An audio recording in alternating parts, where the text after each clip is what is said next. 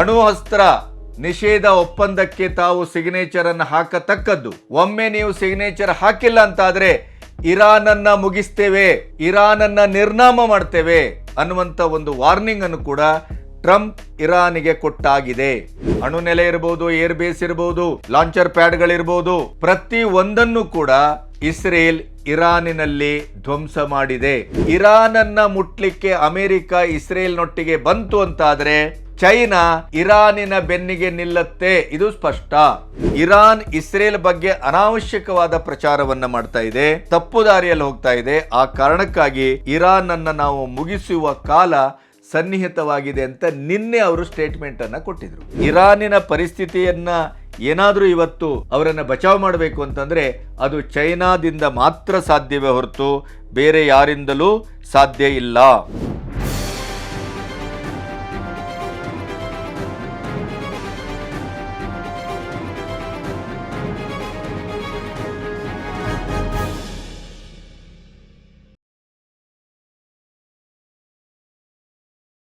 ನಮಸ್ತೆ, B Ganapati news ಚಾನಲ್ಗೆ ಸ್ವಾಗತ.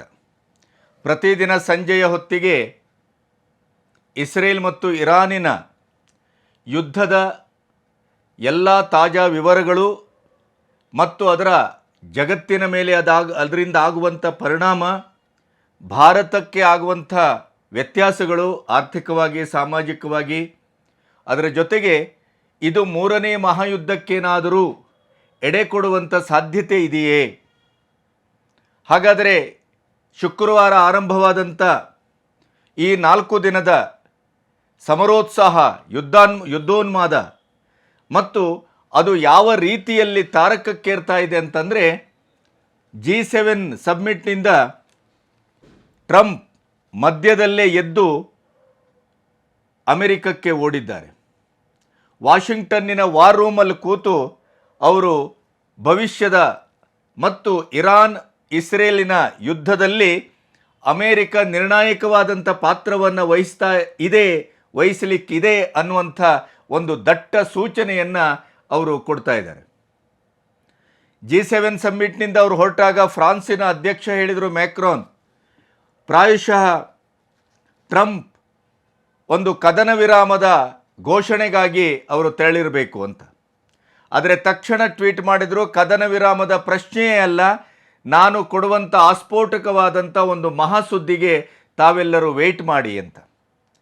ಅದರ ಮಧ್ಯೆ ಇನ್ನೊಂದು ಟ್ವೀಟನ್ನು ಮಾಡಿದರು. ಇರಾನಿನ ರಾಜಧಾನಿ ತೆಹರಾನ್ನಲ್ಲಿರುವಂಥ ಎಲ್ಲ ಜನರು ತಕ್ಷಣದಿಂದ ತೆಹರಾನ್ ಸಿಟಿಯನ್ನು ಬಿಟ್ಟು ನೀವು ಸುರಕ್ಷಿತ ಜಾಗಕ್ಕೆ ಹೊರಡಿ ಅಂತ. ಇದಕ್ಕೂ ಮೊದಲು ಇಸ್ರೇಲ್ ಕೂಡ ಅದನ್ನೇ ಹೇಳಿದೆ. 90 ಲಕ್ಷ ಜನ ಇರುವಂಥ ತೆಹರಾನ್ ಸಿಟಿಯಿಂದ ಹೆಚ್ಚು ಕಮ್ಮಿ ಜಾಗವನ್ನು ಗುರುತಿಸಿ ಈ ಜಾಗದಲ್ಲಿರುವಂಥ 3.5 ರಿಂದ 4 ಲಕ್ಷ ಜನ ತಕ್ಷಣ ಇಲ್ಲಿಂದ ನೀವು ಸುರಕ್ಷಿತ ಜಾಗಕ್ಕೆ ಹೊರಡಿ. ಅದರ ಅರ್ಥ ಏನು? ಈ ಎಲ್ಲ ಜಾಗಗಳ ಮೇಲೆ ನಾವು ಅಟ್ಯಾಕ್ ಮಾಡ್ತೇವೆ. ಅದಕ್ಕಿಂತ ಮುಖ್ಯವಾದಂಥ ಒಂದು ಬಹಳ ಜಗತ್ತು ನಡುಗಿಸುವ, ಜಗತ್ತು ಅತ್ಯಂತ ತನ್ನ ಇಡೀದಾದ ದಿನಚರಿಯಲ್ಲೇ ವ್ಯತ್ಯಾಸವನ್ನು ಕಾಣುವ, ಆರ್ಥಿಕವಾಗಿ ಅದರ ಒಂದು ಉತ್ಪಾತದ ಅವಸ್ಥೆಯನ್ನು ಎದುರು ನೋಡುವಂಥ ಪ್ರಶ್ನೆ ಈಗ ಎದುರಾಗಿದೆ ಅಂತಂದರೆ, ಹಾರ್ಮೌಜ್ ಜಲಸಂಧಿ ಅಂತೇನಿದೆ ಅದು ಜಗತ್ತಿನ 20%ಕ್ಕೂ ಹೆಚ್ಚು ಕಚ್ಚಾ ತೈಲ ಮತ್ತು ಗ್ಯಾಸ್ ಸರಬರಾಜಿನ ಏಕೈಕವಾದ ರಹದಾರಿ. ಭಾರತಕ್ಕೆ CNG ಗ್ಯಾಸಿನ 50% ಅಲ್ಲಿಂದ ಬರ್ತಾ ಇದೆ. ಹಾಗಾಗಿ ಪ್ರತಿದಿನ ಅಮೆರಿಕಕ್ಕೆ ಅಲ್ಲಿಂದ ಸರಬರಾಜಾಗ್ತಾ ಇರುವಂಥ ತೈಲದ ಪ್ರಮಾಣವನ್ನು ನೀವು ಗಮನಿಸಿದರೆ ಬೆಕ್ಕಸ ಬೆರಗಾಗ್ತೀರಿ. ಚೈನಾ ಇರ್ಬೋದು, ಅಮೆರಿಕ ಇರ್ಬೋದು, ಭಾರತ ಇರ್ಬೋದು, ಪ್ರತಿ ಒಂದು ವಿಶ್ವದ ದೇಶಗಳಿಗೂ ಇಲ್ಲಿಂದನೇ ಗ್ಯಾಸ್ ಮತ್ತು ತೈಲ ಸರಬರಾಜಾಗುವಂಥದ್ದು. ಆ ಹಾರ್ಮೌಜ್ ಜಲಸಂಧಿಯ ಮೇಲೆ ಕೂಡ ದಾಳಿಯಾಗಿದೆ. 2 ಹಡಗುಗಳು ಹೊತ್ತು ಉರಿತಾ ಇರುವಂಥ ಚಿತ್ರವನ್ನು ಈಗ ನಾಸಾ ಬಿಡುಗಡೆ ಮಾಡಿದೆ. ಈ ಕಾರಣಕ್ಕಾಗಿ ಟ್ರಂಪ್ ಅತ್ಯಂತ ನಿರ್ಣಾಯಕವಾದಂಥ ಒಂದು ತೀರ್ಮಾನವನ್ನು ತೆಗೆದುಕೊಳ್ಳಿಕ್ಕೆ G7 ಸಮ್ಮಿಟಿಂದ ಅರ್ಧದಲ್ಲೇ ಎದ್ದು ಅಮೆರಿಕಕ್ಕೆ ಧಾವಿಸಿದ್ದು ಅಂತ ವ್ಯಾಖ್ಯಾನಿಸಲಾಗ್ತಾ ಇದೆ. ಯಾಕೆಂತಂದರೆ ಅಣುಅಸ್ತ್ರ ನಿಷೇಧ ಒಪ್ಪಂದಕ್ಕೆ ತಾವು ಸಿಗ್ನೇಚರನ್ನು ಹಾಕತಕ್ಕದ್ದು. ಒಮ್ಮೆ ನೀವು ಸಿಗ್ನೇಚರ್ ಹಾಕಿಲ್ಲ ಅಂತಾದರೆ ಇರಾನನ್ನು ಮುಗಿಸ್ತೇವೆ, ಇರಾನನ್ನು ನಿರ್ನಾಮ ಮಾಡ್ತೇವೆ ಅನ್ನುವಂಥ ಒಂದು ವಾರ್ನಿಂಗ್ ಅನ್ನು ಕೂಡ ಟ್ರಂಪ್ ಇರಾನಿಗೆ ಕೊಟ್ಟಾಗಿದೆ. ಹಾಗಾಗಿ ಈ ಯುದ್ಧ ಯಾವ ಮಟ್ಟಕ್ಕೆ ಹೋಗ್ತಾ ಇದೆ ಮತ್ತು ಈ ಒಂದೂವರೆ ದಿನದಲ್ಲಿ ಆದ ಡೆವಲಪ್ಮೆಂಟ್ ಏನು, ಇಲ್ಲಿವರೆಗಿನ 4-5 ದಿನದ ಯುದ್ಧದಲ್ಲಿ ಮೇಲುಗೈ ಸಾಧಿಸಿದವರು ಯಾರು? ಯಾಕೆಂತಂದರೆ ಈಗ ಬರ್ತಾ ಇರುವಂಥ ವರ್ತಮಾನದ ಸುದ್ದಿಯಲ್ಲಿ ಇಸ್ರೇಲಿನ ಟೆಲ್ ಅವೀವ್ ಇರ್ಬೋದು, ಜೆರುಸಲೆಮ್ ಇರ್ಬೋದು, ಅಲ್ಲಿ ಮಿಸೈಲ್ಗಳ ಸುರಿಮಳೆಯನ್ನೇ ಇರಾನ್ ಮಾಡ್ತಾ ಇದೆ. ಅದಕ್ಕೆ ಪರ್ಯಾಯವಾಗಿ ತೆಹರಾನ್ ಮೇಲೆ ಯಾವುದೇ ರೀತಿಯಲ್ಲೂ ಆಕಾಶದಲ್ಲಿ ಪ್ರತಿಬಂಧಕಗಳೇ ಇಲ್ಲವೇನೋ ಅನ್ನುವ ಹಾಗೆ, ಏರ್ ಡಿಫೆನ್ಸ್ ಸಿಸ್ಟಮೇ ಕಂಪ್ಲೀಟ್ ಕೊಲ್ಯಾಪ್ಸ್ ಆಗಿದೆಯೋ ಅನ್ನುವ ಹಾಗೆ ಇಸ್ರೇಲ್ ತೆಹರಾನಿನ ಮೇಲೆ ಇನ್ನಿಲ್ಲದಂತೆ ಸುರಿಮಳೆ ಮಾಡ್ತಾ ಇದೆ. ಯುದ್ಧ ಆರಂಭ ಆದಂಥ ಇವತ್ತಿನವರೆಗೆ ಖಮೇನಿಯನ್ನು ಟಾರ್ಗೆಟ್ ಮಾಡಿ ಹೊಡೆದುರುಳಿಸಲಿಕ್ಕೆ ಹೊರಟಂಥ ಇಸ್ರೇಲನ್ನು ತಡೆದದ್ದು ಅಮೆರಿಕ. ಹಾಗಾಗಿ ಇಸ್ರೇಲಿನ ಈ ಒಂದು ಹೊಡೆತ ಯಾವ ಮಟ್ಟಕ್ಕೂ ಬರಬಹುದು. ಯಾಕೆಂತಂದರೆ ಈಗಾಗಲೇ ಸೈನ್ಯದ ಅಧಿಕಾರಿಗಳನ್ನು, ಕಮಾಂಡರ್ಗಳನ್ನು ಹೊಡೆದುರುಳಿಸಲಾಗಿದೆ. ತ್ವರಿತವಾಗಿ ಎಮರ್ಜೆನ್ಸಿ ಕಮಾಂಡರ್ ಅಂತ ಯಾರನ್ನು ನೇಮಕ ಮಾಡಿದ್ರೋ ಅವರನ್ನು ಕೂಡ ಇಸ್ರೇಲ್ ಮುಗಿಸಿದೆ. ಹಾಗಾಗಿ ಖಮೇನಿ ಮತ್ತು ಅವರ ಕುಟುಂಬ ಬಂಕರ್ಗೆ ಸ್ಥಳಾಂತರಗೊಂಡಿದೆ. ಇಂಥ ಸಂದರ್ಭದಲ್ಲಿ ಹಾರ್ಮೋಸ್ ಜಲಸಂಧಿಯ ಪರಿಣಾಮ ಏನು, ಅಲ್ಲಿ ಏನಾಗ್ತಾ ಇದೆ, ಆಮೇಲೆ ಇಡೀಯದಾಗಿ ಇಸ್ರೇಲು ಮತ್ತು ಇರಾನಿನ ಈ ಹೊಯ್ಕೈ ಮಧ್ಯೆ ಯಾವ ದೇಶ ಮೇಲುಗೈಯನ್ನು ಸಾಧಿಸ್ತಾ ಇದೆ, ಇವೆಲ್ಲವನ್ನು ನಿಮ್ಮೆದುರು ಇಡ್ತಾ ಇದ್ದೇನೆ. ಇಲ್ಲಿಯವರೆಗೆ ನನ್ನ ಚಾನಲನ್ನು ಸಬ್ಸ್ಕ್ರೈಬ್ ಮಾಡದೇ ಇದ್ದರೆ ದಯವಿಟ್ಟು ಸಬ್ಸ್ಕ್ರೈಬ್ ಮಾಡಿ ಮತ್ತು ನಮ್ಮ ಸ್ವತಂತ್ರ ಪತ್ರಿಕೋದ್ಯಮಕ್ಕೆ ಆರ್ಥಿಕವಾಗಿ ನಮ್ಮೊಟ್ಟಿಗೆ ಬೆಂಗಾವಲಾಗಿ ನಿಲ್ಲಿ. ಅದರ ಜೊತೆಗೆ ನಿಮ್ಮವರನ್ನು ಸಬ್ಸ್ಕ್ರೈಬ್ ಮಾಡೋದಕ್ಕೆ ನೀವು ಒಂದು ಈ ಚಾನಲಿನ ಪರವಾಗಿ ಅಭಿಯಾನ ಮಾಡ್ತೀರಿ ಅಂತ ನಾನು ನಂಬಿದ್ದೇನೆ.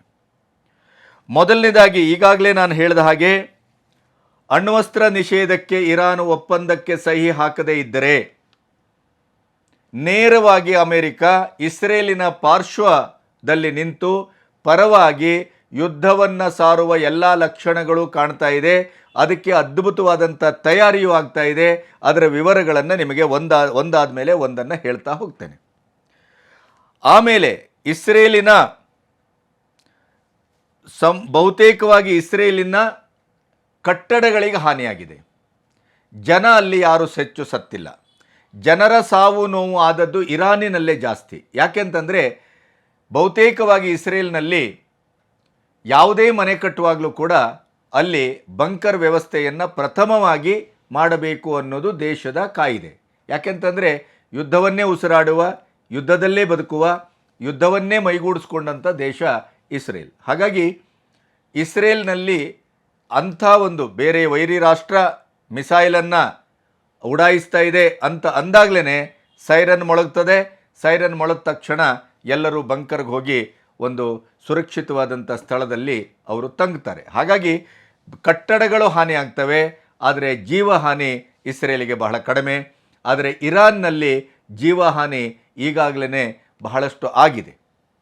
ಜನವಸತಿ ಪ್ರದೇಶದ ಮೇಲೆ ನೇರವಾಗಿ ದಾಳಿ ಮಾಡ್ತಾ ಇಲ್ಲ ಇಸ್ರೇಲು, ಆದರೆ ಜನರನ್ನು ಅಲ್ಲಿಂದ ಹೊರಗಡೆ ಹೋಗಿ ಅಂತ ಹೇಳ್ತಾ ಇದ್ದಾರೆ. ಸೊ ಈ ಕಾರಣಕ್ಕಾಗಿ ಹಾನಿಯನ್ನು ಅನುಭವಿಸಿದಂಥ ಒಂದು ಪ್ರಶ್ನೆ ಅಂತ ಬಂದಾಗ ಜನರ ಜೀವಹಾನಿ, ಗಾಯಾಳುಗಳು ಇರಾನ್ನಲ್ಲಿ ಜಾಸ್ತಿ, ಇಸ್ರೇಲ್ನಲ್ಲಿ ಕಡಿಮೆ. ಇಸ್ರೇಲ್ನಲ್ಲಿ ಬಹಳಷ್ಟು ಕಟ್ಟಡಗಳು ಧ್ವಂಸ ಆಗಿದ್ದಾವೆ. ಆದರೆ ಮೂಲಭೂತವಾದಂಥ ಅಣುನೆಲೆ ಇರ್ಬೋದು, ಏರ್ ಬೇಸ್ ಇರ್ಬೋದು, ಲಾಂಚರ್ ಪ್ಯಾಡ್ಗಳಿರ್ಬೋದು, ಪ್ರತಿ ಒಂದನ್ನು ಕೂಡ ಇಸ್ರೇಲ್ ಇರಾನಿನಲ್ಲಿ ಧ್ವಂಸ ಮಾಡಿದೆ. ಆ ಎಲ್ಲ ವಿವರಗಳನ್ನು ಕೊಡುವ ಮೊದಲು ಈಗ ಹಾರ್ಮೋಸ್ ಈ ಜಲಸಂಧಿಯಲ್ಲಿ ಏನಾಗ್ತಾ ಇದೆ ಅನ್ನೋದನ್ನು ಗಮನಿಸಿದರೆ ಜಗತ್ತಿಗೆ ಅತ್ಯಂತ ಹೆಚ್ಚು ಕಚ್ಚಾ ಆಯಿಲು ಇಲ್ಲಿಂದನೇ ಹೋಗುವಂಥದ್ದು ಅಂತಂದು ಆಗಲೇ ಹೇಳಿದೆ ನಾನು. ಮತ್ತು ಜಗತ್ತು ಈ ಹಾರ್ಮೋನ್ಸ್ ಏನು ಜಲಸಂಧಿಯಲ್ಲಿ ಏನಾದರೂ ದಾಳಿಯಾದರೆ ಯಾಕೆಂದರೆ ಅಲ್ಲಿ ಇದ್ದಂಥ 900 ಹಡಗುಗಳು GPS ನಷ್ಟ ಆಗಿದೆ. 2 ಹಡಗಿಗೆ ಈಗಾಗಲೇ ಬೆಂಕಿ ಬಿದ್ದಿದೆ, ಹೊತ್ತುರಿತಾ ಇದೆ ಅಂತ ನಾಸಾ ಚಿತ್ರವನ್ನು ಬಿಡುಗಡೆ ಮಾಡಿದೆ. ಇಂಗ್ಲೆಂಡಿನ ಬಾಹ್ಯಾಕಾಶದ ಒಂದು ವ್ಯವಸ್ಥೆ ಕೂಡ ಚಿತ್ರವನ್ನು ಬಿಡುಗಡೆ ಮಾಡಿದೆ.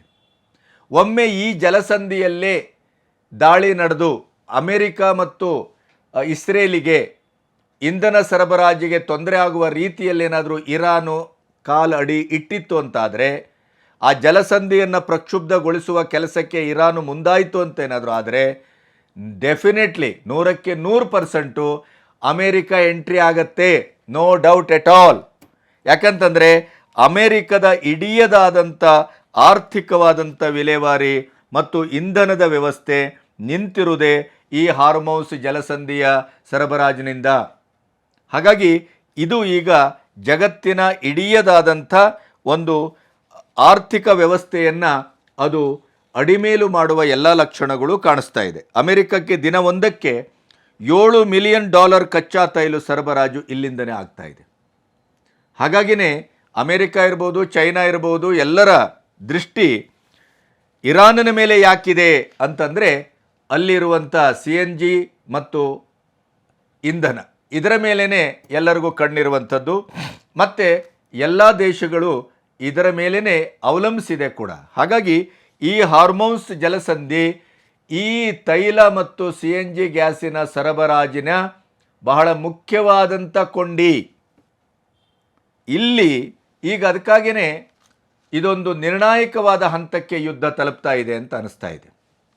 ಈಗಾಗಲೇ 14% ಕಚ್ಚಾ ತೈಲಿನ ರೇಟು ಜಾಸ್ತಿಯಾಗಿದೆ. ಈ ಹಾರ್ಮೌಸ್ ಜಲಸಂಧಿ ಮೇಲೆ ಏನಾದರೂ ದಾಳಿಯಾಗಿ ಅಲ್ಲಿ ಹಡಗುಗಳ ಸರಬರಾಜಿಗೆ ಏನಾದರೂ ಧಕ್ಕೆ ಆದರೆ ಖಂಡಿತವಾಗಿಯೂ ಜಗತ್ತಿನ ಒಟ್ಟು ತೈಲದ ಸರಬರಾಜಿನ ಒಂದು ಆರ್ಥಿಕವಾದ ಸ್ಥಿತಿ ಅಲ್ಲೋಲ ಕಲ್ಲೋಲ ಆಗೋದರಲ್ಲಿ ಯಾವುದೇ ಸಂಶಯ ಬೇಡ. ಇದರ ಮಧ್ಯೆ ಯುದ್ಧ ತಾರ್ಕಿಕ ಹಂತಕ್ಕೆ ಹೋಗ್ತಾ ಇದೆ ಅಂತ ಒಂದು ಅನಿಸಿಕೆ ಇಡೀ ವಿಶ್ವದ ಕಣ್ಣೆದುರು ಕಾಣಿಸ್ಕೊಳ್ಳಿಕ್ಕೆ ಕಾರಣ ಏನು ಅಂತಂದರೆ, ಒಂದು ಕಡೆ ಇಸ್ರೇಲು ನೀವು ತೆಹರಾನಿನ ರಾಜಧಾನಿಯ ಪ್ರದೇಶದಿಂದ ಹೊರಗಡೆ ಹೋಗಿ ಜನಕ್ಕೆ ಅಂತ ಹೇಳಿ ನೇರವಾಗಿ ಅಲ್ಲಿ ವಾರ್ನಿಂಗ್ ಮಾಡ್ತಾ ಇದೆ. ಒಂದು. ಎರಡನೇದು, ಭಾರತವೂ ಕೂಡ ಅಲ್ಲಿರುವ ಭಾರತೀಯರನ್ನು ಸುರಕ್ಷಿತವಾಗಿ ಕರೆಸಿಕೊಳ್ಳುವ ಕೆಲಸವನ್ನು ಮಾಡ್ತಾ ಇದೆ. ಅಮೆರಿಕ ಈಗಾಗಲೇ ತನ್ನ ಪ್ರಜೆಗಳಿಗೆ ದೇಶ ಬಿಟ್ಟು ಹೊರಗೆ ಬನ್ನಿ ಅಂತ ಹೇಳಿದೆ. ಇದರ ಮಧ್ಯೆ ಬಹಳ ವಿಚಿತ್ರವಾದಂಥ ಒಂದು ಮತ್ತು ಆಘಾತಕಾರಿಯಾದಂಥ ಬೆಳವಣಿಗೆ, ಪ್ರಾಯಶಃ ಇಂಥ ಬೆಳವಣಿಗೆಗಳೇ 3ನೇ ವಿಶ್ವಯುದ್ಧಕ್ಕೆ ಒಂದು ಎಡೆ ಮಾಡಿಕೊಡುವಂಥ ಪರಿಸ್ಥಿತಿ ಎದುರಾಗಲೂಬಹುದು ಅನ್ನೋದು ವಿಶ್ವದ ಯುದ್ಧ ತಂತ್ರಜ್ಞರ ಮತ್ತು ರಾಜಕೀಯ ವಿಶ್ಲೇಷಣೆಗಾರರ ಒಂದು ವಿಶ್ಲೇಷಣೆ ನಡೀತಾ ಇದೆ. ಯಾಕೆ ಅಂತಂದರೆ, ಚೀನಾ ಇಸ್ರೇಲಿಗೆ ಒಂದು ವಾರ್ನ್ ಮಾಡಿದೆ. ಇಸ್ರೇಲಿನಲ್ಲಿರುವಂಥ ಚೀನಾ ನಾಗರಿಕರಿಗೆ ಎಲ್ಲರೂ ತಕ್ಷಣದಿಂದ ದೇಶವನ್ನು ಬಿಟ್ಟು ಬನ್ನಿ, ಇಸ್ರೇಲನ್ನು ತ್ಯಜಿಸಿ ತಕ್ಷಣಕ್ಕೆ ನೀವು ದೇಶಕ್ಕೆ ವಾಪಸ್ಸಾಗಿ ಅಂತ ಹೇಳಿದೆ. ಇದರ ಅರ್ಥ ಏನು? ಯಾಕೆಂತಂದರೆ ಇಸ್ರೇಲಿನ ಪರವಾಗಿ ಅಮೆರಿಕ ನಿಲ್ತಾ ಇದೆ.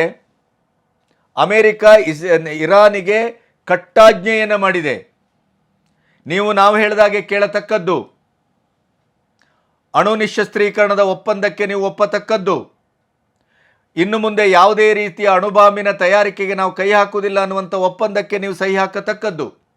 ಒಮ್ಮೆ ನೀವು ಸಹಿ ಹಾಕಲಿಲ್ಲ ಅಂತಾದರೆ ಇರಾನನ್ನು ನಾವು ಮುಗಿಸ್ತೇವೆ, ಮುಂದಾಗುವ ಎಲ್ಲ ಅನಾಹುತಕ್ಕೆ ನೀವೇ ಕಾರಣ. ಅದರ ಜೊತೆಗೆ ಟ್ರಂಪ್ G7 ಸಮ್ಮಿಟಿಂದ ತಕ್ಷಣಕ್ಕೆ ಅಮೆರಿಕಕ್ಕೆ ಧಾವಿಸಿದ್ದು ಮತ್ತು ಟ್ವೀಟನ್ನು ಮಾಡಿದ್ದು, ತೆಹರಾನ್ನ ಸಿಟಿಯನ್ನು ತಕ್ಷಣ ಅಲ್ಲಿಯ ಜನ ಖಾಲಿ ಮಾಡಿ. ಇದರ ಅರ್ಥ ಏನು? ತೆಹರಾನಿನ ಮೇಲೆ ಭಯಂಕರವಾದ ದಾಳಿ ನಡೀಲಿಕ್ಕಿದೆ ಅನ್ನೋದರ ಸೂಚನೆ. ಇದರ ಮಧ್ಯೆ ಇಸ್ರೇಲಿನಲ್ಲಿದ್ದಂಥ ಚೈನಾ ಜನರುಗಳಿಗೆ, ಚೈನಾ ಒಂದು ಪ್ರಜೆಗಳಿಗೆ ಚೈನಾ ಏನು ಹೇಳ್ತಾ ಇದೆ? ನೀವು ತಕ್ಷಣ ಇಸ್ರೇಲಿಂದ ಹೊರಗೆ ಬನ್ನಿ. ಹಾಗಾದರೆ ಇದರ ಅರ್ಥ ಏನು? ಇರಾನನ್ನು ಮುಟ್ಲಿಕ್ಕೆ ಅಮೆರಿಕ ಇಸ್ರೇಲ್ನೊಟ್ಟಿಗೆ ಬಂತು ಅಂತಾದರೆ ಚೈನಾ ಇರಾನಿನ ಬೆನ್ನಿಗೆ ನಿಲ್ಲತ್ತೆ, ಇದು ಸ್ಪಷ್ಟ. ಯಾಕೆಂತಂದರೆ ಚೈನಾಕ್ಕೆ ಇರಾನಿನಿಂದ ಜಗತ್ತಿನಲ್ಲೇ ಅತಿ ಹೆಚ್ಚು ತೈಲ ಸರಬರಾಜಾಗ್ತದೆ. ಮತ್ತು ಚೈನಾ ಮತ್ತು ಇರಾನ್ ಅತ್ಯಂತ ಗುಡ್ ಫೇತಲ್ಲಿದೆ, ಒಳ್ಳೆಯ ಸಂಬಂಧದಲ್ಲಿದೆ. ಆದ್ದರಿಂದ ಈ ರೀತಿಯ ಒಂದು ಬೆಳವಣಿಗೆ ಏನು ಕಾಣ್ತಾ ಇದೆಯಲ್ಲ, ಇದು ಅತ್ಯಂತ ಭಯಾನಕವಾದ ಬೆಳವಣಿಗೆ. ಯಾಕೆಂತಂದರೆ ಎಷ್ಟೊತ್ತಿಗೆ ಏನು ಬೇಕಾದರೂ ಆಗ್ಬೋದು. ಈಗಾಗಲೇ ಏರ್ ಸ್ಟ್ರೈಕ್, ಮಿಸೈಲ್ ಸ್ಟ್ರೈಕ್ ತೀವ್ರಗತಿಯಲ್ಲಿ ಮುಂದುವರೆದಿದೆ. ಇರಾನಿನ ಮೇಲೆ ಇಸ್ರೇಲ್ ನಿರಂತರ ದಾಳಿ ಮಾಡ್ತಾ ಇದೆ. ಇರಾನಿನ ಆಯಕಟ್ಟಿನ ಎಲ್ಲ ಕಟ್ಟಡಗಳನ್ನು ಧ್ವಂಸ ಮಾಡ್ತಾ ಇದೆ. ಅಲಿ ಸದ್ಮಾನಿ, ಇರಾನಿನ ಹೊಸ ಡಿಫೆನ್ಸಿನ ಮುಖ್ಯಸ್ಥ, ಅವರನ್ನು ಹೊಡೆದುಳಿಸಿದೆ. ಇನ್ನು ಒಂದು ವಾರದಲ್ಲಿ, ಈ ಒಂದು 4-5 ದಿನದಲ್ಲಿ ಖಮೇನಿಯ ಇಡೀಯದಾದಂಥ ಒಂದು ಪಡೆ ಅಂತೇನಿತ್ತಲ್ಲ, ಅದರ ಎಲ್ಲ ಮುಖ್ಯಸ್ಥರುಗಳನ್ನು, ಜನರೇಷನನ್ನು ಮುಗಿಸಿದೆ. ಅಂದರೆ ಇರಾನ್ ಇವತ್ತು ತನ್ನ ಸದೃಢವಾದಂಥ ಮಿಸೈಲ್ಗಳ ಶಕ್ತಿ ಇದ್ದರೂ ಕೂಡ ಆ ರೀತಿಯಲ್ಲಿ ಆ ಶಕ್ತಿಯ ನಿಜವಾದ ಪ್ರದರ್ಶನವನ್ನು ಮಾಡಲಿಕ್ಕಾಗ್ತಾ ಇಲ್ಲ. ಯಾಕೆಂತಂದರೆ ಅಲ್ಲಿಯ ಎಲ್ಲ ಏರ್ ಬೇಸನ್ನು ಹೊಡೆಯಲಾಗಿದೆ, ಡಿಫೆನ್ಸ್ ಸಿಸ್ಟಮನ್ನು ಹೊಡೆಯಲಾಗಿದೆ. ಹಾಗಾಗಿ ಐರನ್ ಡ್ರೋಮಿನ ಡಿಫೆನ್ಸ್ ಸಿಸ್ಟಮನ್ನು ಮೀರಿ ಇಸ್ರೇಲಿನ ಒಳನುಗ್ಗಿದೆ ಮಿಸೈಲ್ಗಳು ಇರಾನಿಂದು. ಇರಾನ್ ಏನು ಕೈಕಟ್ಟು ಕೂತಿಲ್ಲ, ಆದರೆ ಒಟ್ಟು ಪ್ರಮಾಣಬದ್ಧತೆಯನ್ನು, ಅಲ್ಲಿ ಆದ ದಾಳಿ, ಇಲ್ಲಿ ಆದ ದಾಳಿ, ಅಲ್ಲಿ ಆದ ದಾಳಿಯ ತೀವ್ರತೆ, ಇಲ್ಲಿ ಆದ ದಾಳಿಯ ತೀವ್ರತೆಯನ್ನು ಗಮನಿಸಿದರೆ ಇಸ್ರೇಲ್ ಸ್ಪಷ್ಟವಾಗಿ ಮೇಲುಗೈಯನ್ನು ಸಾಧಿಸಿದೆ. ಇರಾನ್ ತನ್ನ ಮೂಲಭೂತವಾದಂಥ ಯುದ್ಧದ ನೆಲೆಗಳನ್ನು ಕಳ್ಕೊಂಡಿದೆ. ಹಾಗಾಗಿ ಇರಾನಿಗೆ ಬಿದ್ದ ಪೆಟ್ಟು ಬಹಳ ದೊಡ್ಡ ಪೆಟ್ಟು ಅನ್ನೋದೇ ಇಲ್ಲಿಯ ವಿಶ್ಲೇಷಣೆ. ಇನ್ನು ತೆಹರಾನಿನ ಬಹಳ ಮುಖ್ಯವಾದಂಥ, ಅಂದರೆ ಈ ಇರಾನಿನ ಆಯಕಟ್ಟಿನ ಜಾಗಗಳು ಮತ್ತು ಎಲ್ಲ ತಂತ್ರಗಾರಿಕೆಯ ಹಲವು ಕೇಂದ್ರಗಳು ಏನು ತೆಹರಾನ್ನಲ್ಲಿತ್ತು, ಅದನ್ನೇ ಡೈರೆಕ್ಟಾಗಿ ಗುರಿಯಾಗಿಸಿಕೊಂಡು ಇಸ್ರೇಲು ದಾಳಿಯನ್ನು ಮಾಡಿದೆ. ಇಸ್ರೇಲು ಮೂಲಭೂತವಾಗಿ ಮಾಡಿದಂಥ ಕೆಲಸ ಏನು ಅಂತಂದರೆ, ಇರಾನಿನ ಯುದ್ಧದ ನೆಲೆಗಳನ್ನು ಧ್ವಂಸ ಮಾಡಿದ್ದು, ಅಣು ಕೇಂದ್ರಗಳನ್ನು ಧ್ವಂಸ ಮಾಡಿದ್ದು, ಈ ಎಲ್ಲ ರೀತಿಯಲ್ಲಿ ಅದನ್ನು ಇರಾನನ್ನು ಕೈಕಟ್ಟಿ ಹಾಕುವಂಥ ಕೆಲಸವನ್ನು ಮೂಲಭೂತವಾಗಿ ಮಾಡಿದೆ. ಹಾಗಾಗಿ ಇರಾನಿಗೆ ಸರ್ವಶಕ್ತವಾಗಿ ಇಸ್ರೇಲಿನ ಮೇಲೆ ದಾಳಿ ಮಾಡಲಿಕ್ಕೆ ಆಗ್ತಾ ಇಲ್ಲ. ಒಂದು 100 ಮಿಸೈಲನ್ನು ಕಳಿಸಿದರೆ ಅಲ್ಲಿ ಇಸ್ರೇಲಿಗೆ 10ರಿಂದ 12 ಬೀಳ್ತಾ ಇದೆ. ಇನ್ನು ಡ್ರೋನ್ ದಾಳಿಯನ್ನು ಸಮರ್ಥವಾಗಿ ಇಸ್ರೇಲ್ ಎದುರಿಸ್ತಾ ಇದೆ. ಹೀಗಾಗಿ ಇರಾನ್ನನ್ನು ಈಗ ಕಟ್ಟಿ ಹಾಕುವ ಕೆಲಸದಲ್ಲಿ ಇಸ್ರೇಲು ಸ್ಪಷ್ಟವಾದಂಥ ಗೆಲುವನ್ನು ಸಾಧಿಸಿದೆ. ಇನ್ನು ಮುಂದೆ ಚೈನಾ ಏನಾದರೂ ಬಂದು ಕೂತಾಗ, ಅಮೆರಿಕವೂ ಎದುರುಗಡೆ ಬಂದು ಕೂತರೆ ಸ್ಪಷ್ಟವಾಗಿ ನೀವು ಯೋಚನೆ ಮಾಡಿ, 3ನೇ ಮಹಾಯುದ್ಧ ಆರಂಭ ಆಯಿತು ಅಂತಲೇ ಲೆಕ್ಕ. ನೀವು ಕೆಲವೊಂದು ವಿಡಿಯೋವನ್ನು ನೋಡಿರ್ಬೋದು ಅಂತ ಅಂದ್ಕೊಳ್ತೇನೆ ನಾನು. ಇರಾನಿನ ಅಧಿಕೃತ ಸುದ್ದಿಯ ಟಿವಿ IRIV ಒಂದು ಹೆಣ್ಣುಮಗಳು ಸುದ್ದಿಯನ್ನು ಓದ್ತಾ ಇರುವಾಗಲೇ ಮಧ್ಯದಲ್ಲಿ ಢಮ್ ಅಂತ ಒಂದು ಬಾಂಬ್ ಬೀಳುತ್ತೆ, ಒಂದಿಷ್ಟು ಏನೇನೋ ಅವಳು ತಲೆ ಮೇಲೂ ಬೀಳುತ್ತೆ, ಅವಳು ಅಲ್ಲಿಂದ ಓಡ್ತಾಳೆ. ಈ ವಿಡಿಯೋ ಈಗ ಬಹಳ ವೈರಲ್ ಆಗಿದೆ. ಇದೇ ಸುದ್ದಿಯ ಸಂಸ್ಥೆಯಾಗಿ ಈ ಅವಳು ಏನು ಸುದ್ದಿಯನ್ನು ಓದ್ತಾ ಇದ್ಲಲ್ಲ, ಅದೇ ಹಂತದಲ್ಲೇ ಆದಂಥ ಅಟ್ಯಾಕಿಗೆ ಅವಳು ಕೂತ ಪಕ್ಕದ ಕಟ್ಟಡ ಸಂಪೂರ್ಣ ಧ್ವಂಸ ಆಗಿದೆ. ಮತ್ತು ಅಲ್ಲಿಯ 2 ನ್ಯೂಸ್ ಚಾನೆಲಿನ 2 ಎಡಿಟರ್ಸು ಸಾವನ್ನು ಅಪ್ಪಿದ್ದಾರೆ. ಇನ್ನು ಇಸ್ರೇಲಿನ ರಕ್ಷಣಾ ಸಚಿವ ಮೊದಲಿನಿಂದಲೂ ಒಂದು ಮಾತನ್ನು ಹೇಳ್ತಾ ಇದ್ರು, ಇರಾನ್ ಇಸ್ರೇಲ್ ಬಗ್ಗೆ ಅನಾವಶ್ಯಕವಾದ ಪ್ರಚಾರವನ್ನು ಮಾಡ್ತಾ ಇದೆ, ತಪ್ಪು ದಾರಿಯಲ್ಲಿ ಹೋಗ್ತಾ ಇದೆ. ಆ ಕಾರಣಕ್ಕಾಗಿ ಇರಾನನ್ನು ನಾವು ಮುಗಿಸುವ ಕಾಲ ಸನ್ನಿಹಿತವಾಗಿದೆ ಅಂತ ನಿನ್ನೆ ಅವರು ಸ್ಟೇಟ್ಮೆಂಟನ್ನು ಕೊಟ್ಟಿದ್ದರು. ಅವರು ಸ್ಟೇಟ್ಮೆಂಟ್ ಕೊಟ್ಟಂಥ ಕೆಲವೇ ಕ್ಷಣಗಳಲ್ಲಿ ನೋಡಿ, ತೆಹರಾನಿನ ಆಸ್ಪತ್ರೆ, ವಿಶ್ವಸಂಸ್ಥೆಯ ಕಟ್ಟಡ, ಪೊಲೀಸ್ ಕಟ್ಟಡ, ಹೀಗೆ ಅಲ್ಲಿರುವ ದೊಡ್ಡ ದೊಡ್ಡ ಆಯಕಟ್ಟಿನ ಕಟ್ಟಡಕ್ಕೆ ಕೆಲವು ಕಟ್ಟಡ ಸಂಪೂರ್ಣ ಧ್ವಂಸ ಆಗಿದೆ, ಕೆಲವು ಕಟ್ಟಡಕ್ಕೆ ಮರ್ಮಾಘಾತ ಆಗಿದೆ. ಕತಾರ್, ಓಮಾನ್, ಕುವೈಟಿನ ರಾಯಭಾರಿ ಕಚೇರಿಗೂ ಕೂಡ ಅಕ್ಷರಶಃ ಭಾಗಶಃ ಅದು ಮುರಿದು ಬಿದ್ದಿದೆ, ಅಟ್ಯಾಕ್ ಮಾಡಲಾಗಿದೆ. 120ಕ್ಕೂ ಹೆಚ್ಚು ಮಿಸೈಲ್ ಲಾಂಚರ್ಸ್, ಒಂದು ಲಾಂಚರ್ ಪ್ಯಾಡ್ಗಳನ್ನು ಸಂಪೂರ್ಣವಾಗಿ ಇಸ್ರೇಲ್ ಧ್ವಂಸ ಮಾಡಿದೆ. ಹಾಗಾಗಿ ಇರಾನಿಗೆ ಬಹಳ ಮಹತ್ವಪೂರ್ಣವಾದಂಥ ಸಂಪೂರ್ಣವಾದಂಥ ಒಂದು ಶಕ್ತಿ ಸಾಮರ್ಥ್ಯದಿಂದ ಮಿಸೈಲ್ಗಳನ್ನು ಲಾಂಚ್ ಮಾಡಲಿಕ್ಕೆ ಆಗ್ತಾ ಇಲ್ಲ. ಯಾಕೆಂತಂದರೆ ಮಿಸೈಲ್ ಲಾಂಚರ್ ಪ್ಯಾಡ್ಗಳನ್ನೇ ಧ್ವಂಸ ಮಾಡಿದೆ. ಈ ತೆಹರಾನು ದಾಳಿ ಮಾಡ್ತಲ್ಲ ಇಸ್ರೇಲು, ಅವರೇ ಹೇಳಿಕೊಂಡ ಪ್ರಕಾರ ತೆಹರಾನಿನ ಆಕಾಶ ಮುಕ್ತವಾಗಿದೆ, ನಾವು ಬೇಕಾದ ಹಾಗೆ ಬಾಂಬಿಂಗನ್ನು ಮಾಡ್ತಾ ಇದ್ದೇವೆ, ಬೇಕಾದಾಗೆ ನಾವು ಹಾರಾಟವನ್ನು ನಡೆಸ್ತಾ ಇದ್ದೇವೆ, ನಮ್ಮನ್ನು ಯಾರೂ ತಡೆಯುವರಿಲ್ಲ. ಇದರ ಅರ್ಥ ಏನು ಅಂತಂದರೆ ತೆಹರಾನಿನಲ್ಲಿಯ ಆಕಾಶ ಮುಕ್ತವಾಗಿದೆ, ಅಲ್ಲಿ ಯಾವುದೇ ಡಿಫೆನ್ಸ್ ಸಿಸ್ಟಮ್ ಕೆಲಸ ಮಾಡ್ತಾ ಇಲ್ಲ. ಅಂದರೆ ಇರಾನಿನ ಡಿಫೆನ್ಸ್ ಸಿಸ್ಟಮನ್ನು ಸಂಪೂರ್ಣವಾಗಿ ಇಸ್ರೇಲ್ ಹೊಡೆದುಳಿಸಿದೆ. ಇಸ್ರೇಲಿನ ಯುದ್ಧ ತಂತ್ರ, ನಾನು ಮೊನ್ನೆಯಿಂದ ಅದನ್ನೇ ಹೇಳ್ತಾ ಇದ್ದೇನೆ, ಭಾರತ ಮುಂದಿನ ದಿನಗಳಲ್ಲಿ ಅದನ್ನು ಮನನ ಮಾಡಬೇಕು, ಅಧ್ಯಯನ ಮಾಡಬೇಕು ಅಂತ. ಯಾವ ಶತ್ರುವನ್ನು ನೇರೇ ಮುಖಾಮುಖಿ ಮಾಡುವ ಮೊದಲು ಶತ್ರುವಿನ ಇಡಿಯದಾದಂಥ ಶಸ್ತ್ರಾಸ್ತ್ರ ಕೋಟಿಗಳು, ಯುದ್ಧದ ನೆಲೆಗಳು, ಏರ್ ಬೇಸ್ಗಳು, ಅಣು ಒಂದು ಸ್ಥಾವರಗಳು ಇತ್ಯಾದಿ ಏನೇನು ಇದ್ದವೋ ಅಂಥ ಮೂಲಭೂತವಾದಂಥ ಸ್ಥಳಗಳ ಮೇಲೇ ಮೊದಲು ದಾಳಿ ಮಾಡಿದೆ, ಧ್ವಂಸ ಮಾಡಿದೆ, ಪುಡಿಗಟ್ಟಿದೆ. ಹಾಗಾಗಿ ಶಕ್ತಿ ಎಲ್ಲವೂ ಇದೆ, ಆದರೆ ಅದರ ಪ್ರಯೋಗಿಸುವಂಥ ನೆಲೆಗಳೇ ಇಲ್ಲದೆ ಇದ್ದರೆ ಏನು ಮಾಡ್ತೀರಿ? ಭಾರತವು ಕೂಡ ಪಾಕಿಸ್ತಾನಕ್ಕೆ ಇದನ್ನೇ ಮಾಡಿದ್ದು. ಇದಕ್ಕೆ ಸೀಡ್ ಮಾದರಿಯ ಯುದ್ಧ ಅಂತ ಕರೀತಾರೆ. ಅಂದರೆ ಮೂಲಭೂತವಾದಂಥ ನೆಲೆಗಳನ್ನೇ ಧ್ವಂಸ ಮಾಡಿದಾಗ ನಿಮಗೆ ನೋಡಿ, ಅಲ್ಲೀಗ ಏರ್ಕ್ರಾಫ್ಟು ಧ್ವಂಸ, ಏರ್ ಸ್ಟ್ರಿಪ್ಪು ಧ್ವಂಸ, ಲಾಂಚರ್ ಪ್ಯಾಡ್ ಧ್ವಂಸ, ಇದೆಲ್ಲವೂ ಆದಾಗ ಇನ್ನೇನು ಮಾಡ್ತೀರಿ? ಇನ್ನೇನು ಮಾಡಲಿಕ್ಕೆ ಸಾಧ್ಯ ಇಲ್ಲ. ಇರಾನ್ನ ಪಶ್ಚಿಮ ಭಾಗದಲ್ಲೂ ಕೂಡ ತೀವ್ರವಾದ ದಾಳಿ ನಡೀತಾ ಇದೆ. ಅದರ ಜೊತೆಗೆ ತೆಹರಾನಿನ ಏರ್ ಬೇಸಲ್ಲಿ ಲ್ಯಾಂಡ್ ಆದಂಥ ನಿಂತಿದ್ದಂಥ F-14 2 ವಿಮಾನಗಳನ್ನು ಇಸ್ರೇಲ್ ಹೊಡೆದುಳಿಸಿದೆ. ಇರಾಕ್ನೊಟ್ಟಿಗೆ ಅಮೆರಿಕದ ಒಂದು ಉತ್ತಮ ಸಂಬಂಧ ಇದ್ದಾಗ ಇದೇ ಏರ್-14 ಅಮೆರಿಕ ಇರಾನಿಗೆ ಗಿಫ್ಟ್ ಆಗಿ ಕೊಟ್ಟಿತ್ತು. ಅದನ್ನು ಕೂಡ ಹೊಡೆದುಳಿಸಿದೆ. ಅದರ ವಿಡಿಯೋವನ್ನು ಬಿಡುಗಡೆ ಮಾಡಿದೆ. ಕೆಲವರು ಹೇಳ್ತಾ ಇದ್ದಾರೆ ಅದು ಡಮ್ಮಿ, ಅದು ಒರಿಜಿನಲ್ ಅಲ್ಲ ಅಂತ. ಆದರೆ ಅಲ್ಲಿ ಆ ವಿಡಿಯೋಗಳು ಇತ್ಯಾದಿಗಳು ಮತ್ತು ಇಸ್ರೇಲ್ ಹೇಳಿಕೊಂಡ ಪ್ರಕಾರ F-14 2 ವಿಮಾನವನ್ನು ನಾವು ಅದರ ಏರ್ ಬೇಸಲ್ಲೇ ಹೊಡೆದಾಕಿದ್ದೇವೆ.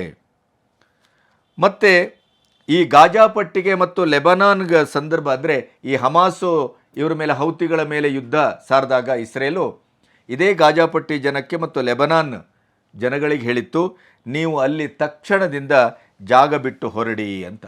ಆ ಒಂದು ವಾರ್ನಿಂಗನ್ನು ಕೊಟ್ಟ ಮೇಲೆ ಯುದ್ಧದ ಇಡೀಯದಾದಂಥ ಒಂದು ತಂತ್ರಗಾರಿಕೆ ಮತ್ತು ಪ್ರದರ್ಶನ ಆತ್ಯಂತಿಕ ಮಟ್ಟಕ್ಕೆ ಹೋದದ್ದನ್ನು ನಾವು ಗಮನಿಸಿದ್ದೇವೆ.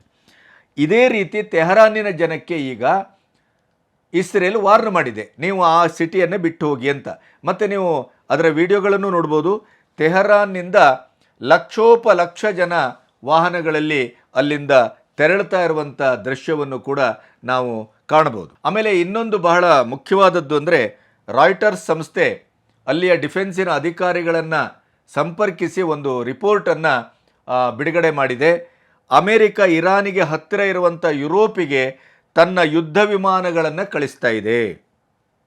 ಅಮೆರಿಕದ ರಕ್ಷಣಾ ಸಚಿವ ಪೀಟ್ ಹ್ಯಾಕ್ಸ್ಟತ್ ಅವರೇ ಹೇಳುವ ಪ್ರಕಾರ ಇರಾನಿನ ಹತ್ತಿರದ ಯುರೋಪಿಗೆ ಯುದ್ಧ ವಿಮಾನವನ್ನು ಕಳಿಸ್ತಾ ಇದ್ದೇವೆ, ಅದರ ಜೊತೆಗೆ ಮಿಡ್ಲ್ ಈಸ್ಟ್ನಲ್ಲಿ ಹೆಚ್ಚಿನ ಸೆಕ್ಯುರಿಟಿಯನ್ನು ಹಾಕ್ತಾ ಇದ್ದೇವೆ ಅಂತ ಇವರು ಅಮೆರಿಕದ ರಕ್ಷಣಾ ಸಚಿವ ಪೀಟ್ ಹೆಕ್ಸತ್ ಹೇಳುವ ಪ್ರಕಾರ ಮಿಡ್ಲ್ ಈಸ್ಟ್, ಮಧ್ಯಪ್ರಾಚ್ಯಕ್ಕೆ ಹೆಚ್ಚು ಸೆಕ್ಯುರಿಟಿಯನ್ನು ಹಾಕ್ತಾ ಇದ್ದೇವೆ.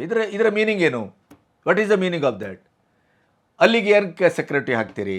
ಆಮೇಲೆ ಅಮೆರಿಕದ ಹತ್ತಿರದಲ್ಲಿರುವಂಥ ಯುರೋಪಿಗೆ ಈ ಆಕಾಶದಲ್ಲೇ ಇಂಧನ ತುಂಬಿಸುವಂಥ, ರೀಫಿಲ್ ಮಾಡುವಂಥ ವಿಮಾನಗಳನ್ನು ಕಳಿಸ್ತಾ ಇದ್ದೀರಿ ಯಾಕೆ? KCF-135, KCF-145 ವಿಮಾನವನ್ನು ಈಗಾಗಲೇ ಕಳಿಸಲಾಗಿದೆ. ಆಮೇಲೆ US ಏರ್ಕ್ರಾಫ್ಟ್ ಕ್ಯಾರಿಯರ್ ಮಧ್ಯಪ್ರಾಚ್ಯದತ್ತ ಪ್ರಯಾಣವನ್ನು ಬೆಳೆಸಿದೆ. US ಏರ್ಕ್ರಾಫ್ಟ್ ಕ್ಯಾರಿಯರ್ ಮಧ್ಯಪ್ರಾಚ್ಯದತ್ತ, ಅಂದರೆ ಮಿಡ್ಲ್ ಈಸ್ಟ್ನತ್ತ ತನ್ನ ಇದನ್ನು ಏನು ಪ್ರಯಾಣವನ್ನು ಬೆಳೆಸಿದೆ. ಇದರಲ್ಲಿ 5,000 ಅಮೆರಿಕನ್ ಸೈನಿಕರಿದ್ದಾರೆ, ಜೊತೆಗೆ 60 ಫೈಟರ್ ಜೆಟ್ಗಳಿದೆ. ದಕ್ಷಿಣ ಚೀನಾ ಸಮುದ್ರದಿಂದ ಅದು ಅರಬ್ಬಿ ಸಮುದ್ರದತ್ತ ಪ್ರಯಾಣವನ್ನು ಬೆಳೆಸ್ತಾ ಇದೆ. ಅಂದರೆ ಹಾಗಾದರೆ ಅಮೆರಿಕ ನೇರವಾಗಿ ಯುದ್ಧಕ್ಕೆ ಇಳಿಯುತ್ತದಾ ಅಥವಾ ಈ ದಶದಿಕ್ಕುಗಳಿಂದಲೂ ತನ್ನ ಯುದ್ಧ ಶಸ್ತ್ರಾಸ್ತ್ರಗಳನ್ನು, ಯುದ್ಧ ವಿಮಾನಗಳನ್ನು, ಹಡಗುಗಳನ್ನು ಎಲ್ಲವನ್ನೂ ಒಂದು ಶೇಖರಿಸುವ ಮೂಲಕ ಇರಾನಿನ ಕತ್ತುಪಟ್ಟಿಯನ್ನು ಹಿಡಿದು, ಕುತ್ತಿಗೆ ಹಿಡಿದು ಅಣು ನಿಷೇಧ ಒಪ್ಪಂದಕ್ಕೆ ಸೈನ್ ಹಾಕಿಸಿಕೊಳ್ಳುವ ಮತ್ತು ಇರಾನನ್ನು ಸಂಪೂರ್ಣವಾಗಿ ನಿಶಸ್ತ್ರೀಕರಣಗೊಳಿಸುವ, ತಾನು ಹೇಳಿದ ಹಾಗೆ ನೀವು ಕೇಳತಕ್ಕದ್ದು ಅನ್ನುವಂಥ ಒಂದು ಸ್ಥಿತಿಗೆ ತರುವಂಥ ಕೆಲಸವನ್ನು ಮಾಡ್ತಾ ಇದೆಯೇ ಅನ್ನುವ ಪ್ರಶ್ನೆ ಕೂಡ ಇಲ್ಲಿ ಕಾಡ್ತಾ ಇದೆ. ಆದರೆ ಇಷ್ಟೆಲ್ಲ ಆಗುವಾಗ ಚೈನಾ ಅಲ್ಲಿ ಕೂತು ಇಸ್ರೇಲಿನಲ್ಲಿರುವ ತನ್ನ ನಾಗರಿಕರನ್ನು ವಾಪಸ್ ಕರೆಸಿಕೊಳ್ತಾ ಇರೋದನ್ನು ಗಮನಿಸಿದರೆ ಇಲ್ಲಿ ನಾವು ಊಹಿಸಿದಕ್ಕಿಂತ ಅತ್ಯಂತ ಅಧಿಕ ಪ್ರಮಾಣದಲ್ಲಿ ಇನ್ನು ಮುಂದಿನ ದಿನಗಳಲ್ಲಿ ಯುದ್ಧ ಸಂಘಟಿಸುವ ಎಲ್ಲ ಲಕ್ಷಣಗಳು ಕೂಡ ಕಾಣ್ತಾ ಇದೆ. ಇನ್ನು ಫರ್ದೋ ಪ್ಲ್ಯಾಂಟಿನ ಬಗ್ಗೆ ಅಮೆರಿಕದಲ್ಲಿರುವ ಇಸ್ರೇಲಿನ ರಾಯಭಾರಿ ಒಂದು ಸ್ಟೇಟ್ಮೆಂಟ್ ಕೊಟ್ಟಿದ್ದಾರೆ. ಇದು ಬಹಳ ಮುಖ್ಯ. ಮೊನ್ನೆ ಪ್ರಥಮ ಆಘಾತದಲ್ಲಿ ಇಸ್ರೇಲ್ ಈ ಫರ್ದೋ ಪ್ಲ್ಯಾಂಟಿನ ಮೇಲೂ ಕೂಡ ದಾಳಿಯನ್ನು ಮಾಡಿದೆ. ಆದರೆ ಅದು ಮೇಲ್ನೋಟದ ಒಂದು ಪದರಿಗಷ್ಟೇ ಅದು ಒಂದು ಅಟ್ಯಾಕ್ ಮಾಡಿದೆ ಹೊರತು ಫರ್ದೋ ಪ್ಲ್ಯಾಂಟ್ ನೀವು ಊಹಿಸಿದಕ್ಕಿಂತ ಅತ್ಯಂತ ಭಯಾನಕವಾಗಿದೆ, ಗಟ್ಟಿಯಾಗಿದೆ. ಇದು ಅಮೇರಿಕ ಈ ಫರ್ದೋ ಪ್ಲ್ಯಾಂಟನ್ನು ಒಮ್ಮೆ ಧ್ವಂಸ ಮಾಡಬೇಕು ಅಂತಾದರೆ, ಬ್ಲಾಸ್ಟ್ ಮಾಡಬೇಕು ಅಂತಾದರೆ ಅದು ಕೇವಲ ಅಮೇರಿಕದ ಯುದ್ಧ ವಿಮಾನಗಳಿಂದ ಮಾತ್ರ ಸಾಧ್ಯ. ಇಲ್ಲದಿದ್ದರೆ ಇಂಪಾಸಿಬಲ್ ಅದು. ಯಾಕೆಂತಂದರೆ 80ರಿಂದ 90 ಮೀಟರ್ ಆಳದಲ್ಲಿ ಈ ಅಣು ಸ್ಥಾವರ, ಅಣು ಬಾಂಬಿನ ತಯಾರಿಕೆಯ ಕೇಂದ್ರ ಇದೆ. ಮತ್ತು ಇದು ಫರ್ದೋ ಬೆಟ್ಟದ ಅಡಿಯಲ್ಲಿದೆ, ಇರಾನಿನ ಬೆಟ್ಟದ ಅಡಿಯಲ್ಲಿದೆ. ಆ ಬೆಟ್ಟದ ಅಡಿಯಲ್ಲಿ 80ರಿಂದ 90 ಮೀಟರ್ ಆಳದಲ್ಲಿ ಇದಿದೆ. ಆ ಬೆಟ್ಟದ ಅಡಿಯಲ್ಲಿರುವ ಈ ಒಂದು ಅಣು ಸ್ಥಾವರ ಏನಿದೆ ಅದಕ್ಕೆ ಅತ್ಯಂತ ದಪ್ಪದಾದಂಥ ಕಾಂಕ್ರೀಟಿನ ಬಾಡಿ ಇದೆ. ನೀವು ಬೆಟ್ಟವನ್ನು ಸೇಳಿ, ಕಾಂಕ್ರೀಟನ್ನು ಸೇಳಿ ಅದನ್ನು ಬ್ಲಾಸ್ಟ್ ಮಾಡಬೇಕು. ಅದು ಆ ಒಂದು ಸಾಧ್ಯತೆ ಇರೋದು ಅಲ್ಲಿ ಅದನ್ನು ಸ್ಫೋಟ ಮಾಡಲಿಕ್ಕೆ ಸಾಧ್ಯತೆ ಇರುವಂಥದ್ದು ಕೇವಲ ಅಮೆರಿಕಕ್ಕೆ ಮಾತ್ರ ಅಂತ ಅವರು ಅಲ್ಲಿಂದ ಹೇಳಿದ್ದು. ಅದು ಬಹಳ ಈಗ ಸುದ್ದಿಯನ್ನು ಮಾಡಿದೆ. ಯಾಕೆಂದರೆ ಅಮೆರಿಕದ ಬಂಕರ್ ಬ್ಲಾಸ್ಟರ್ ಇದೆಯಲ್ಲ, ಅಂಥ ಶಕ್ತಿಯುತವಾದಂಥ ಬಂಕರ್ ಬ್ಲಾಸ್ಟರ್ ಇರೋದು ಸದ್ಯಕ್ಕೆ ಅಮೆರಿಕದಲ್ಲಿ ಮಾತ್ರ. ಚೈನಾದವ್ರ ಹತ್ರ ಇದೆ, ಆದರೆ ಅಮೆರಿಕದವ್ರ ಹತ್ರ ಇಲ್ಲಿ ಇದೆ. ಇಲ್ಲಿ ಇಸ್ರೇಲ್ನಲ್ಲಿಲ್ಲ. ಇಸ್ರೇಲ್ ಅದಕ್ಕೆ ಇನ್ನೊಂದು ಮಾತು ಹೇಳಿದೆ, ಒಮ್ಮೆ ಅಮೆರಿಕ ಇದನ್ನು ಮಾಡಲಿಲ್ಲ ಅಂತ ಆದರೆ ನಮಗೇನೂ ಸಮಸ್ಯೆ ಇಲ್ಲ, ನಾವು ನೆಲದಲ್ಲೇ ಹೋಗಿ ಹೊಡೆತೇವೆ ಅನ್ನುವಂಥ ಮಾತನ್ನು ಅದು ಹೇಳಿದೆ. ಹಾಗಾಗಿ ಈ ರೀತಿಯ ಒಂದು ಮಾತುಕತೆಗಳು, ಸುದ್ದಿಗಳು ಬರ್ತಾ ಇರುವಂಥ ರೀತಿ ನೋಡಿದ್ರೆ ಅಮೆರಿಕ ತನ್ನ ಸೈನ್ಯವನ್ನು ಕಳಿಸ್ತಾ ಇರುವಂಥದ್ದಾಗಲಿ, ರೀಫಿಲ್ ಮಾಡುವಂಥ ವಿಮಾನವನ್ನು ಕಳಿಸ್ತಾ ಇರುವಂಥದ್ದಾಗಲಿ, ಅಮೆರಿಕ ತನ್ನ ಹಡಗನ್ನು ಒಂದು ಪಶ್ಚಿಮ ದಿಕ್ಕಿಗೆ ಪ್ರಯಾಣ ಬೆಳೆಸ್ತಾ ಇರುವುದನ್ನು ನೋಡಿದರೆ ಇದು ಬೇರೆ ಯಾವುದೋ ಒಂದು ಸೂಚನೆ.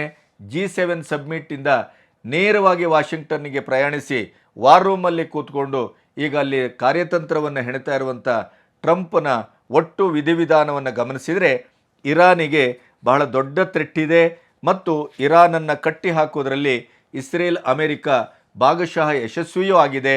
ಆದರೆ ಚೈನಾ ಏನಾದರೂ ಎಂಟ್ರಿ ಕೊಟ್ಟರೆ ಏನಾಗ್ಬೋದು? ಯಾಕೆಂದರೆ ನೀವು ಇನ್ನೊಂದು ನಿಮ್ಮ ತಲೆಯಲ್ಲಿ ಬರ್ಬೋದು, ಈ ಮಧ್ಯಪ್ರಾಚ್ಯದ ಮಿಡ್ಲ್ ಈಸ್ಟಿನ ಮುಸ್ಲಿಂ ರಾಷ್ಟ್ರಗಳು ಮೊದಲಿಂದಲೂ ಇರಾನಿನ ಬಗ್ಗೆ ಆಂತರಿಕವಾಗಿ ತನ್ನ ದ್ವೇಷವನ್ನು ಹೊಂದಿದೆ.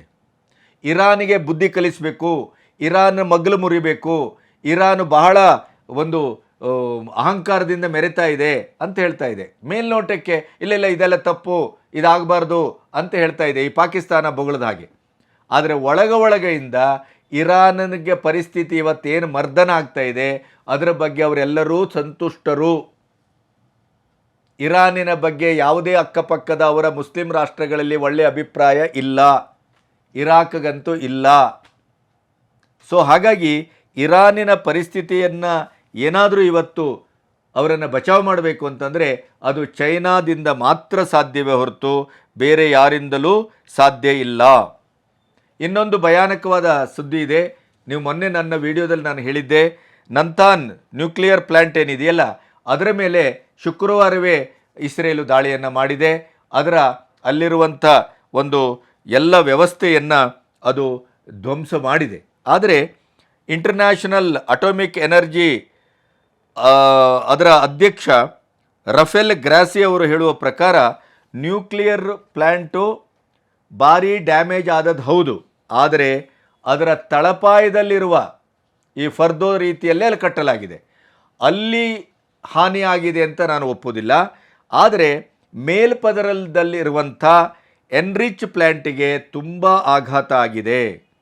ಇಲ್ಲಿ ಯುರೇನಿಯಂ ಎನ್ರಿಚ್ ಮಾಡುವ ಸೆಂಟ್ರಿಫ್ಯೂಸ್ಗಳಿದ್ವಲ್ಲ, ಅದನ್ನು ಸಂಪೂರ್ಣವಾಗಿ ಇಸ್ರೇಲು ನಾಶಪಡಿಸಿದೆ. ಇದರ ಪರಿಣಾಮ ಏನಾಗಿದೆ ಅಂತಂದರೆ ಅತ್ಯಂತ ವಿಷಕಾರಕವಾದಂಥ ಮನುಕುಲವನ್ನೇ ಸಂಪೂರ್ಣ ನಾಶ ಮಾಡುವಂಥ ವಿಷಕಾರಕ ಅನಿಲ ಸಹಜವಾಗಿ ಈ ಪರಿಸರಕ್ಕೆ ಸೇರಿರುವ ಅಪಾಯ ಇದೆ. ಇದು ಬಹಳ ದೊಡ್ಡ ಅನಾಹುತವನ್ನು ತರಬಹುದು ಅನ್ನುವಂಥ ಮಾತನ್ನು ಈ ರಫೇಲ್ ಗ್ರಾಸಿ ಹೇಳಿದ್ದಾರೆ. ಹಾಗಾಗಿ ಇರಾನಿಗೆ ಇನ್ನಿಲ್ಲದ ಸಂಕಷ್ಟವನ್ನು ಈಗಾಗಲೇ ಇಸ್ರೇಲು ತಂದು ನಿಲ್ಲಿಸಿದೆ. ಟೆಲ್ ಅವೀವ್ ಮೇಲೆ, ಜೆರುಸಲೇಮ್ ಮೇಲೆ 10 ಮಿಸೈಲ್ಗಳನ್ನು ದಾಳಿ ಮಾಡಿ ಅಲ್ಲಿಯ ಕಟ್ಟಡವನ್ನೆಲ್ಲ ಹಾಳು ಮಾಡಿದರೂ ಕೂಡ ಇರಾನು ತನ್ನ ಇಡೀ ಒಂದು ಮೂಲಭೂತವಾದಂಥ ನೆಲೆಗಳನ್ನೇ ಧ್ವಂಸ ಮಾಡಿಕೊಂಡಿರುವುದರಿಂದ ಈ ದಾಳಿ ಪ್ರತಿದಾಳಿಯ ವ್ಯವಸ್ಥೆಯಲ್ಲಿ ಈ ಹೊತ್ತಿನವರೆಗೆ, ಶುಕ್ರವಾರದಿಂದ ಇವತ್ತಿನವರೆಗೆ ನಡೆದಂಥ ದಾಳಿಯಲ್ಲಿ ಇಸ್ರೇಲು ನಿರ್ಣಾಯಕವಾದಂಥ ಯಶಸ್ಸನ್ನು ಪಡೆದಿದೆ.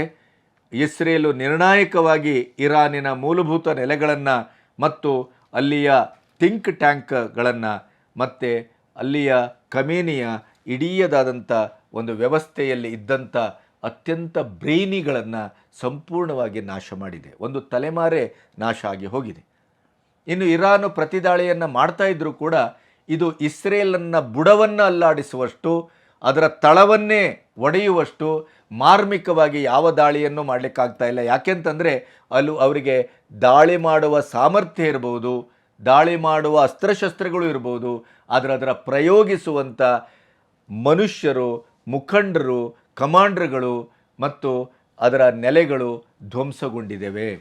ಹಾಗಾಗಿ ಈಗ ಅಮೇರಿಕ ಏನು ಮಾಡ್ತಾ ಇದೆ, ಹಾರ್ಮೋಸ್ ಜಲಸಂಧಿ ಅದರ ಮೇಲೆ ಏನಾದರೂ ದಾಳಿ ಆದರೆ ಅದರ ಪರಿಣಾಮ ಏನು, ಜಗತ್ತು ಯಾವ ರೀತಿ ಎದುರಿಸಲಿಕ್ಕಿದೆ, ಭಾರತ ಯಾವ ರೀತಿ ರಿಯಾಕ್ಟ್ ಮಾಡ್ತಾ ಇದೆ, ಅಮೇರಿಕ ಇಸ್ರೇಲು ಜಂಟಿಯಾಗಿ ಏನಾದರೂ ಮುಂದೆ ಬಂದರೆ ಚೈನಾ ಯಾವ ರೀತಿ ಪ್ರತಿಕ್ರಿಯಿಸ್ತದೆ, ಅಥವಾ 3ನೇ ಯುದ್ಧಕ್ಕೆ ಈ ಇಸ್ರೇಲ್ ಮತ್ತು ಇರಾನ್ನ ಯುದ್ಧ ಏನಾದರೂ ನಾಂದಿ ಹಾಡಬಹುದೇ, ಇದರ ಮಧ್ಯೆ ರಷ್ಯಾ ಮತ್ತು ಉಕ್ರೇನಿನ ಪರಿಸ್ಥಿತಿ ಏನು, G7 ಎಲ್ಲ ರಾಷ್ಟ್ರಗಳು ಕದನ ವಿರಾಮ ಮಾಡಿ ಶಾಂತಿಯನ್ನು ಸ್ಥಾಪಿಸಿ ಅಂತ ಹೇಳಿದ್ದಾವೆ. ಆದರೆ ಅಮೆರಿಕ ಮತ್ತು ಇಸ್ರೇಲು ಆ ಮೂಡಲ್ಲಿದ್ದ ಹಾಗೆ ಕಾಣ್ತಾ ಇಲ್ಲ. ಇನ್ನು ಕ್ಷಣದ ಅಪ್ಡೇಟನ್ನು ಮುಂದಿನ ವಿಡಿಯೋದಲ್ಲಿ ನಿಮಗೆ ಕೊಡ್ತಾ ಹೋಗ್ತೇನೆ. ಅಲ್ಲಿಯವರೆಗೆ ನಮಸ್ತೆ.